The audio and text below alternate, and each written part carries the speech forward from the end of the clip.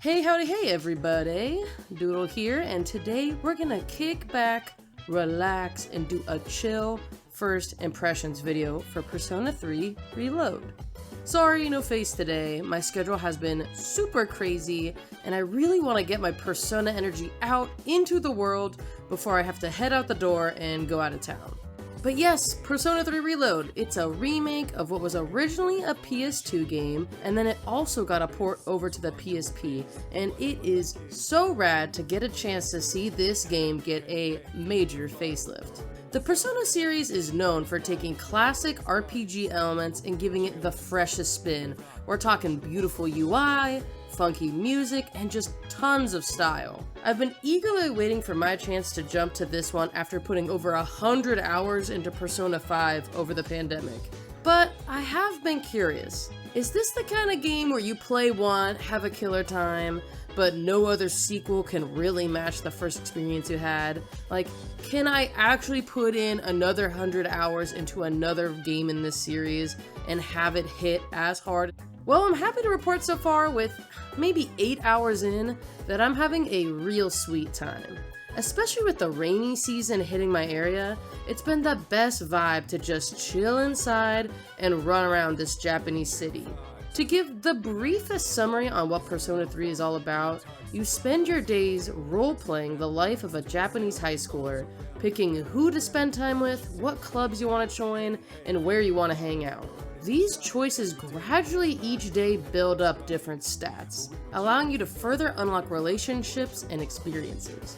But this game isn't all just vibing around town. There is a mysterious dark hour where players go into a dungeon crawler and fight very strange monsters. The city's people are slowly succumbing to what the game calls apathy syndrome, and our main character believes it has something to do with what is happening in this hidden dark universe.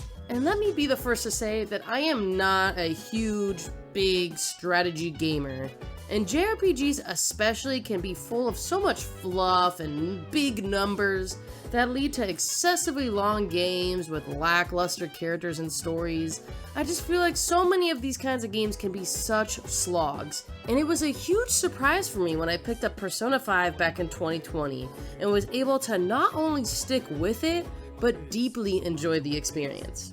8 hours of playtime into any other game may sound like you're a decent way through, but with the Persona series, I earnestly feel like I'm just getting past the beginning tutorials. Again, with most games, if you're putting that many hours in just to begin the game, it usually would seem like it's such a drag.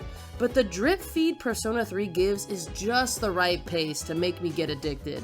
I'm figuring out all the different details this world has to offer, becoming invested in the characters I meet, and not getting overwhelmed by too much niche information. Thankfully, each Persona game also has its own story and cast, so it hasn't been a problem to approach these games out of order. And so far, when it comes to what is working, the list is pretty long. The visuals are such a treat, and I've really enjoyed the city environments.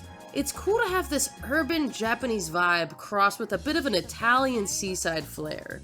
Each spot has its own sprinkle of details, from cherry blossom petals blowing in the wind outside of the school, to city streets outside of a window of a restaurant where you can see people walking by.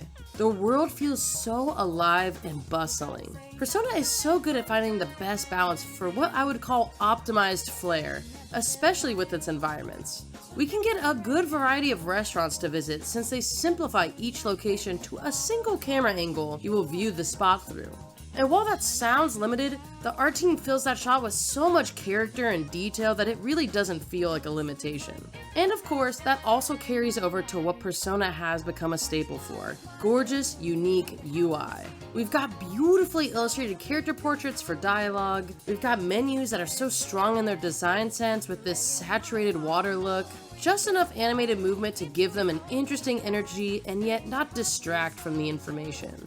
Each option within the greater menu itself also does its own take on the visual theme and makes you excited to check out these pages instead of, being annoyed that you have to go check all this stuff and then trying to unpause to get back to the real game. This style also can be found all over the battle system, with unique animations for when you crit an enemy, various battle ending assets depending on which character lands the final blow, and even just picking your attack has so much style. It's not only super impressive to me how far and unique the personality of the UI is in Persona 3, but I'm also so impressed that it's never design over substance. Everything still flows well, it's easy to use, and it's not overwhelming. But how are these characters and story? I'm someone who vaguely enjoys an occasional anime, but I sadly also find a lot of the tropes and writings of many of the popular ones to be just not for me.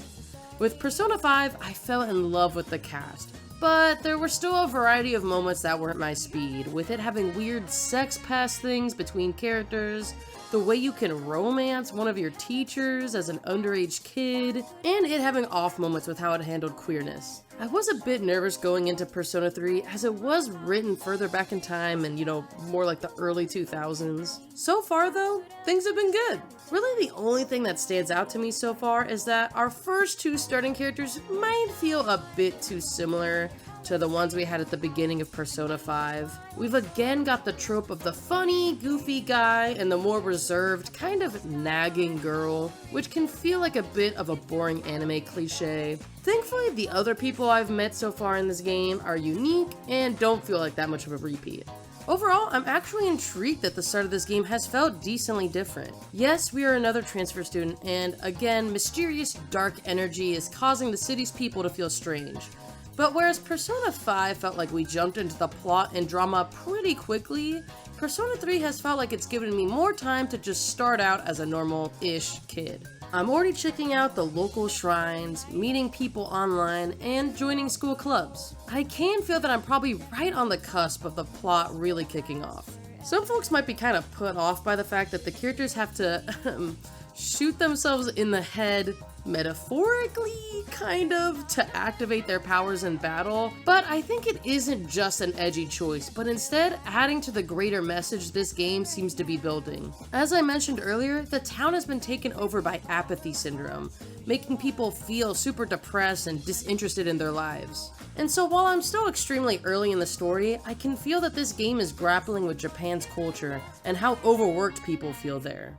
Really, my only bigger complaint so far is that Tartarus, our dungeon exploration zone, feels visually pretty bland so far. We've got a pretty classic dungeon floor setup, where each new floor is a unique map and you're trying to avoid or fight enemies as you look for the stairs to reach the next level. Even having only been there maybe like 3 times, it just felt so immediately repeated in the assets. Assets that I find surprisingly lackluster compared to the rest of the game. I'm sure it will become more dynamic and detailed once we get into the meat of the exploration, but if I were playing it for the first time, I'd find this area to be way less interesting than the rest of the game. So yeah, that's my thoughts so far, guys. Persona just kills it with having fresh visuals alongside fantastic funky music and lovable characters. It's felt like the perfect game to live vicariously through during a time of the year where I feel like life is a little bit slower in pace. I already find myself caught in the hamster wheel of wanting to get to know these kids better, of wanting to find the secrets hidden around the city, and I know I've just got this huge journey ahead. With an expected runtime of maybe 60 hours, it's gonna be a hot minute before I actually get a full review out, so I thought this would be a good way to just get, my first taste out to you guys. But if you've had any doubts about checking this game out, I really think you can give it a try. I am seriously not the kind of person to love, dungeon crawling or tactics games, but the life sim angle is so beautifully interwoven that I feel like they really balance all the different segments of the Persona games. If anything, I'm really excited to just keep on going. And last but not least, I wanted to let my more regular viewers know that I'm going to be out of town for the next 2 weeks. I'll also have a fun video coming out next week before having at least 1 week off, potentially 2, depending on how I feel upon my return. We are in peak Nintendo Direct season, and I'm sad I'm probably gonna miss my chance to do my first little reacts video, but when I return, I'll give a belated video on my thoughts. And I'm really hoping, we get something good, since so much of this year is still kind of clouded in mystery. Anywho, that's all from me, guys. I really hope you have a great rest of your week. Doodle, out.